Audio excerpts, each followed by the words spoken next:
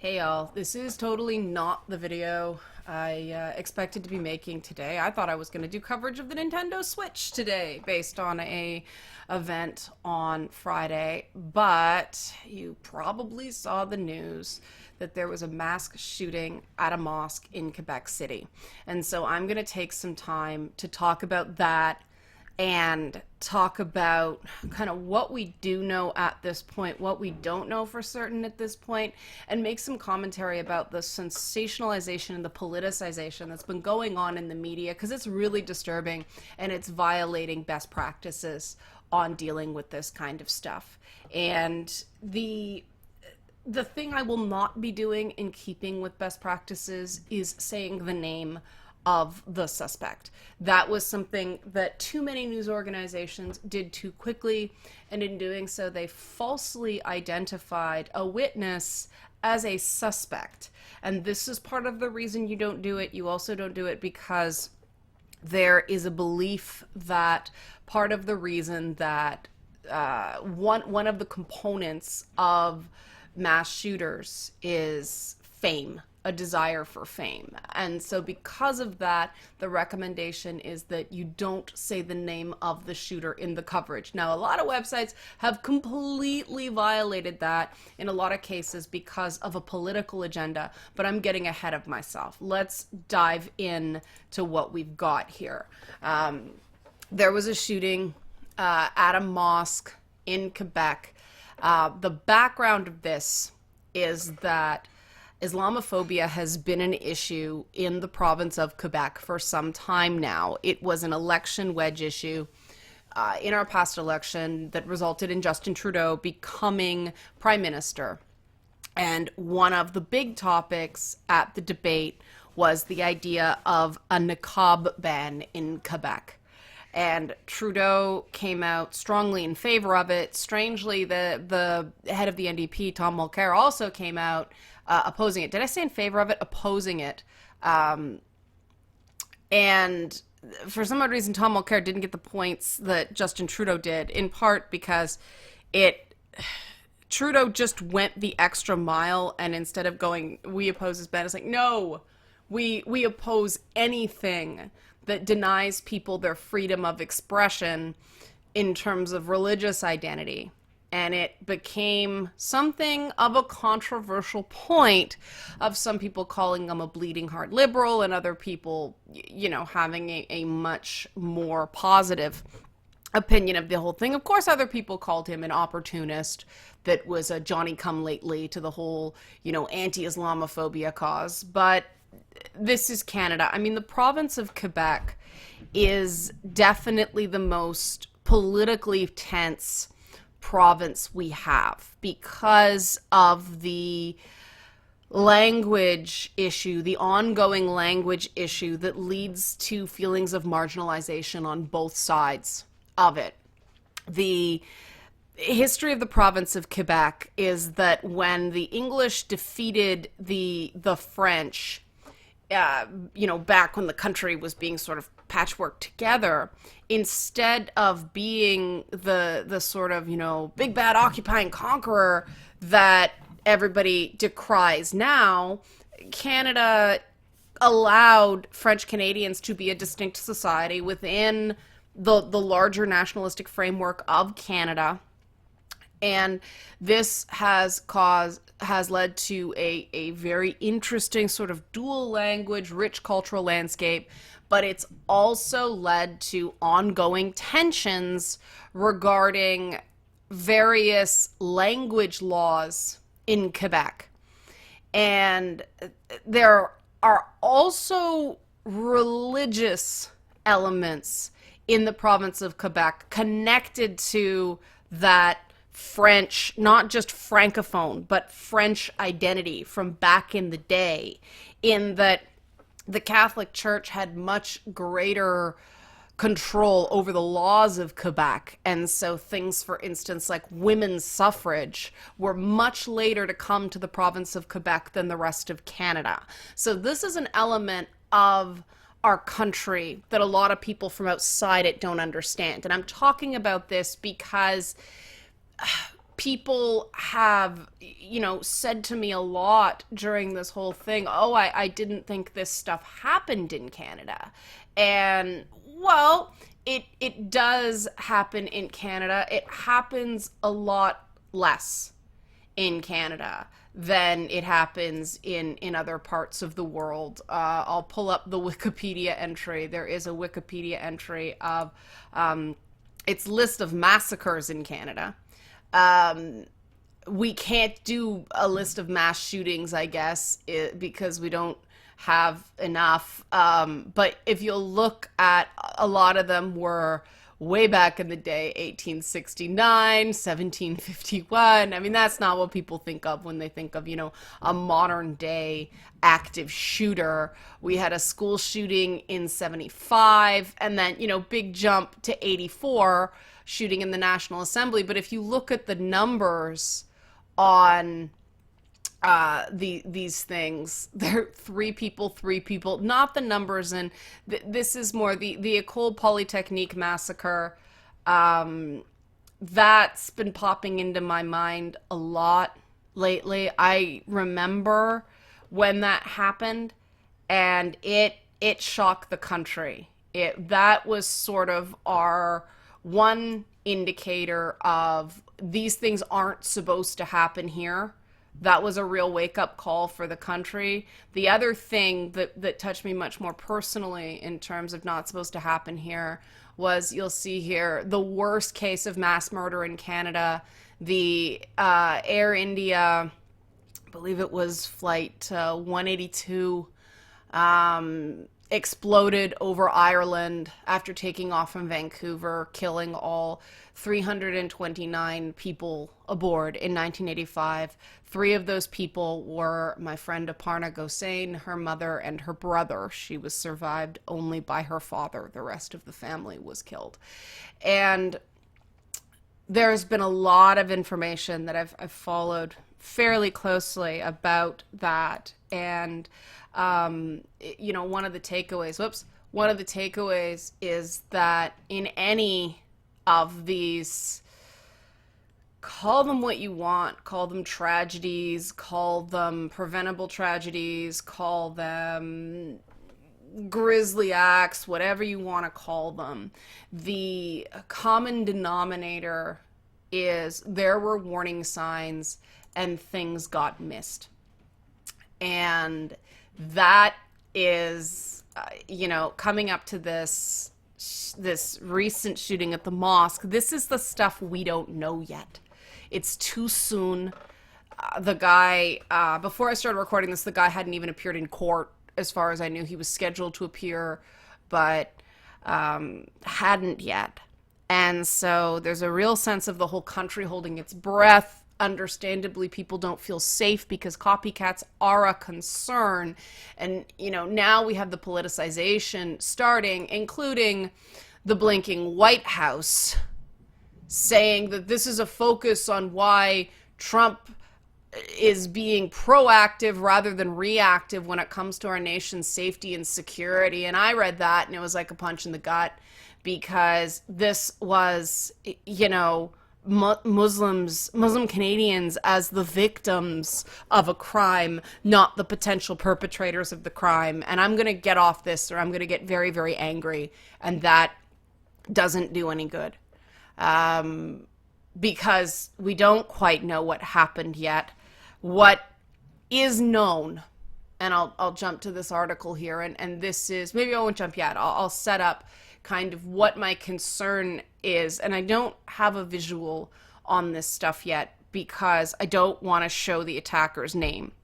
But in publishing the attacker's name, or the alleged attacker's name, they made ties to anti-feminist statements he's alleged to have made, and that's a real hot button thing because of the École Polytechnique massacre. That was somebody killing women because they were women, claiming he was fighting feminism and calling the women he killed a bunch of feminists before shooting all 9, killing 6.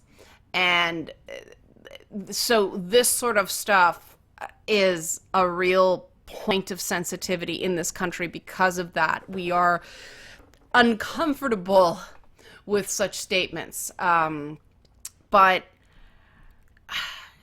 the big thing that happens here is because we don't have a two-party divided political system, stuff does tend to get done when these things happen. As you can see, the Ecole Polytechnique massacre led to stricter gun control laws in Canada. It also introduced changes in the tactical response of police to shootings, which have been effective. The Air India stuff was less quick to get. You can read this article if you like from Public Safety Canada. It's quite long, but what's so tragic about the Air India incident is how mistakes were just made, and everything that could go wrong did go wrong. And they knew there was political upheaval that led to a greater threat, that there was a terrorist element within Canada, notably a guy who had spent time in prison in Germany, and they were following him, they were watching him, they knew he was active, and it was communication, it was poor surveillance, and then the X-ray machine happened to break after about 50 to 75% of the bags were X-rayed on that flight. And instead of manually inspecting all the bags from that point forward, they used a ineffective sniffer device that didn't catch. I don't remember if there was one bomb or two now, but if they had physically inspected it, if the X-ray machine hadn't broke, and if they'd actually removed the luggage from the cargo hold, which they do now, but at that time they only did it on flights that had a heightened risk, and they did it on direct flights to India, but not connecting flights. And so it got missed. And this was obviously in the 1980s. In the 70s and 80s, hijacking of airplanes, bombing of airplanes, they weren't suicide bombings the way they were now, because you could bomb a plane, you could hijack a plane and get out alive, because security has tightened now. Now people do these things expecting to not live. The mentality and the requirements have changed, but obviously the tactics have changed, but the motivations often remain the same. And one of the things that they talk about a lot is the fact that I'll switch back to this article, that these things tend to be not, as we talk about what made him snap. This mass murder, these sorts of things are not necessarily meticulously planned, but somewhat methodically planned. They fantasize about the thing multiple times before they actually do it. Some of them even practice.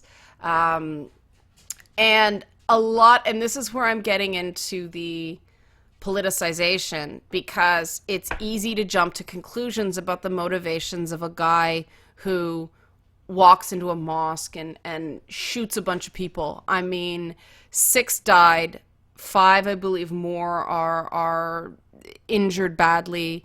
But it was evening prayers. It could have been so much worse. There were apparently 3-year-old children with their fathers, and it's likely all the victims are male, because this particular mosque separates the men and the women, so the women were all upstairs.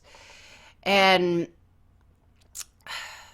there is a sense of deliberateness walking into a mosque during evening prayers, because you have to know it's evening prayers. And why do you do that? Well, you do that to maximize your body count, right? And I'm not saying that I have any inside knowledge. Obviously, I don't. It's just, this is common sense at this point.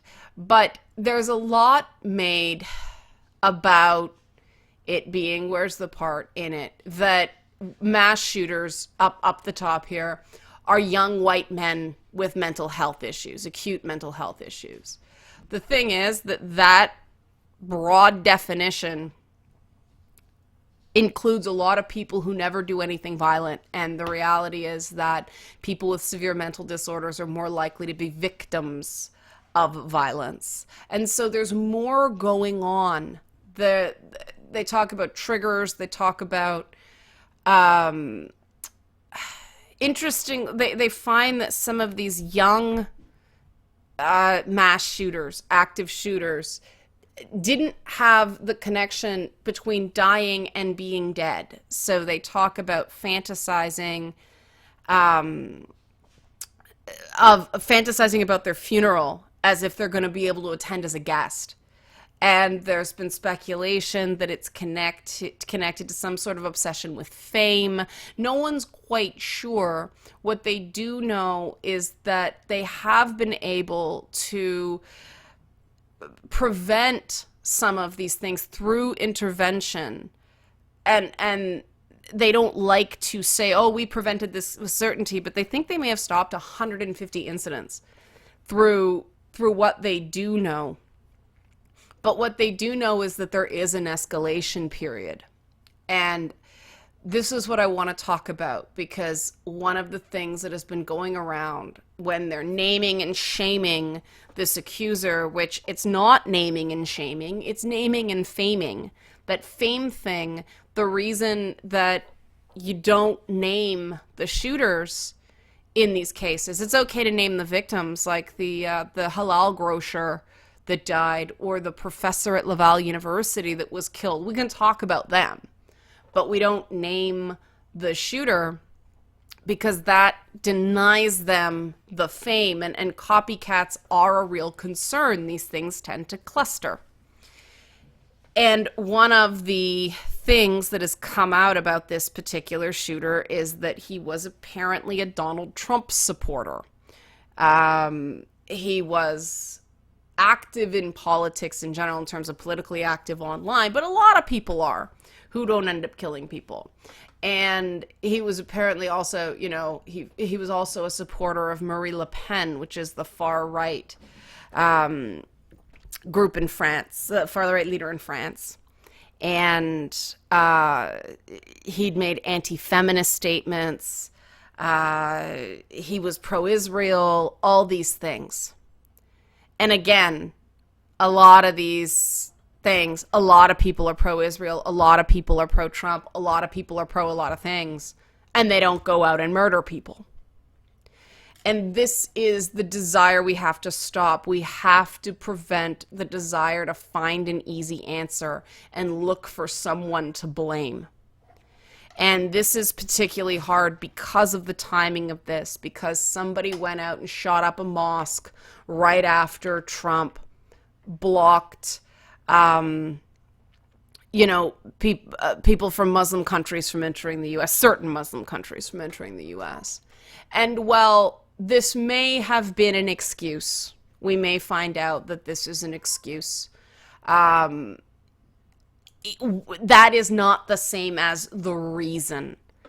If this is suddenly inspiring the timing, that is not the same as inspiring the act itself. And I really implore people not to go about attacking Trump supporters because of that detail. It's no different than the witch hunt on video games after Columbine, or anything else. You're gonna see people going on about toxic masculinity and all that stuff. There's much more to it than that. And it's interesting, the timing of this event, because after Feedback Friday and a particular comment that accused me of harmful speech, I addressed the comment anyway because I thought the person was coming from a place of pain, and we started a dialogue. And it turns out this person was subjected to very oppressive prevention tactics. The stuff that this article, it was one of those things that these were people that maybe took one course but didn't get the sense that what the intent is. You'll see down at the bottom here, and I really suggest you read this article. It's a bit old, but it's great. The idea is to intervene and make people feel cared for, cared about, like they matter, so they don't decide to go out in a blaze of glory, right? Because why do people seek fame? Because fame makes you matter. And I should have made this bigger. I apologize. But like I said, read the article. Instead of making this young man feel like he mattered, they made him feel like being a boy was criminalized. And we had a lot of back and forth talk about it. And I don't want to share too much because I don't want to violate a confidence, but I do want to pay respects to this guy for caring enough to engage me and have the discussion, even though I called him out. I mean, not by name, right? So he's able to save face, but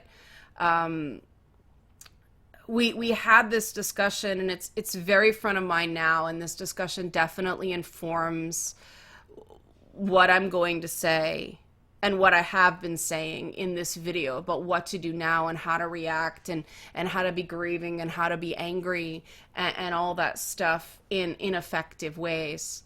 And I'm doing this with like not much makeup or anything. I mean, I got the old red Irish nose because it's too hot in here, but you know, video's got to get done. Whether or not this shooter was a Trump supporter, whether or not this shooter is a white man, whether or not this shooter liked video games, whether or not this shooter liked kittens and hated women, whatever. These are not what caused the person to become violent and go out and kill people they may not have known. These are the coats of paint. These are the sprinkles on the sundae as opposed to the ice cream. This is the steak sauce, not the meat of the problem. And so going out and attacking white men, or going out and attacking Trump supporters, or going out and attacking anti-feminists isn't going to do a damn thing to prevent something like this from happening again. And it may technically feel good, temporarily feel good, and it may make you feel like you're doing something, but you're not. You're just spreading around more hate and potentially making another alienated young guy or woman. There have been a few female mass killers, not as many, but I think that's a social isolation issue. I think that has to do with how girls are socialized versus how boys are socialized, and I've talked about that a lot. But when you think someone is a concern, that is the time to show them more kindness, not less. And this is difficult in this war of ideas that we're engaged in right now. I have no problem with going, you guys have seen me do it, go absolutely hammer and tong at ideas. But I have always tried very hard to validate the person as a human being and make it clear that this is not personal, and try to say something positive about them. At the very least, I can say, look, they care enough about this issue to be out there and be doing it. Even if I don't think their intentions may not be all good, they're out there, they're making an attempt, they're not sitting there waiting for somebody else to do it. And man, this overexposed shot is driving me crazy, so I'm going to switch back to the screen here because yikes, scary. But maybe it isn't a bad thing to look at a mosque here while we're talking about this. It is a choice to hate the other. It is a choice to choose to actively attack people that you perceive as different. It isn't something you have to do. Most of the time, people do it because they feel scared. And as much as that is understandable, it doesn't make it right. I'm trying to make this picture bigger, if you can tell. People are people. And that includes people you disagree with. And I really think that it doesn't matter if this person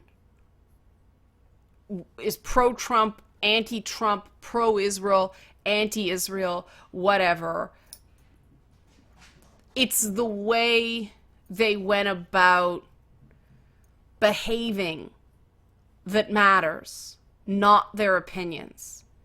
And I don't want more people like this guy that I've been talking to over the last few days to be created by a knee-jerk backlash that tries to stamp out harmful thoughts, evil thoughts, the evil impulse, because you can't crush a sense of futility that's just going to make it worse. That's just going to make a person feel less cared about.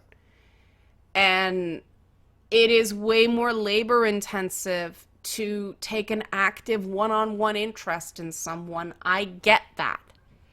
And there's a real concern about rewarding bad behavior. I get that. But a lot of these people, you read that they shot up their school because they were bullied, or they killed their family because of, some prolonged period of misery. And at least you can watch people. The police say that if they can get to these potential active shooters in advance and, engage with them, then they can divert them into more healthier outlets for their anger, certainly, healthier outlets for their energy. And that all starts with feeling like someone gives a damn. I mean, I know where I grew up, there were all these guys that did bad things, and girls that did different bad things, like girls who feel unwanted, girls who feel like nobody cares about them, they get into drugs and end up having babies. Guys can't have babies. So, I worked with a teen moms group when I was a teenager, and I was astounded by the number of them that did it deliberately. It was a planned, intentional act, and they did it because they thought it was somebody that had to love them. Well, men don't have that option, right? And so that same urge, that urge to matter to somebody, comes out in different ways. And I'm not saying I condone what he did. Of course not. You guys know me. Violence is something that should be condemned. But in being condemned, these shooters suddenly matter. Whereas before that, they were nobodies. And that's a cracked impulse. And the fact that certain people, certain groups of people, whether it's, the women, the supposed feminists at École Polytechnique, or the Muslim men in this mosque, or people at a street festival or a New Year's Eve celebration in Europe, the fact that people dehumanize others to the point that they think that they are just collateral damage in their struggle to matter, this is cause for great concern. And I think this is something we need to talk about. We can't talk about that if we're looking for easy scapegoats. And so that's what I want to say about this. And I want to thank the guy who took the time to talk to me, even though we really didn't agree. And it was obviously a painful thing that happened to him. But hopefully he feels now like he did a good thing. and it did matter, and it was used in a productive way. And that, I guess I'll leave it there because I've talked for a half hour. But I wanted to do this just because you don't fight hate with more hate, and you don't fight anger with more anger. And, you know, I was raised to say, if not you, who? If not now, when? And so if it's not going to be me to break the cycle of blame and anger, then who's going to do it? I'm not going to leave that to someone else. And if I don't do it now, then when am I going to do it? Now's a really good time. People are paying attention. And so the people that say this is about toxic masculinity are wrong. The people that say this is about, you know, violence in the media or violence in video games, you're wrong. There are experts that know what causes this. And the only thing that's been proven effective, and you listening to this cannot intervene in every single case, but I'm sure you can think of a person who seems to be really alone and seems to be really struggling. And making the world better is a series of small individual choices to be kind instead of cruel. And that is what it's about. So I'm going to leave that there, but hopefully you'll listen, and hopefully you won't just snark in response and post a lot of hate, because that shows me you didn't get it. And I'll put the links to the articles, so if you want to read them and you want to examine them closer, you know, by all means go ahead, and by all means go through and pull up the original studies that these were based on. They're quite interesting. But thanks for watching, and tough times, but we can make something good come out of them.